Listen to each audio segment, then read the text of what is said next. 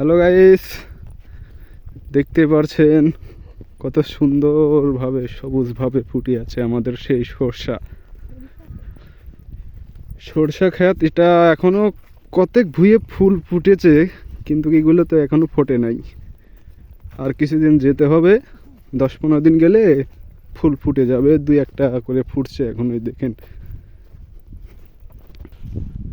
খুব সুন্দর জায়গা, খালি সারা মাঠে খালি সরষে সরষে সরষেই।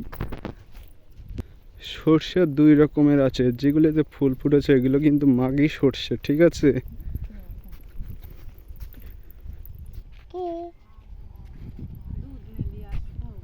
তো গাইস, এটা হলো আমাদের পাবনা জেলা, চাটমোড় থানা, শীতলাই বাগানপাড়া, শাহী মসজিদের পিছনে। তো অবশ্যই ভিডিওটা দেখবেন।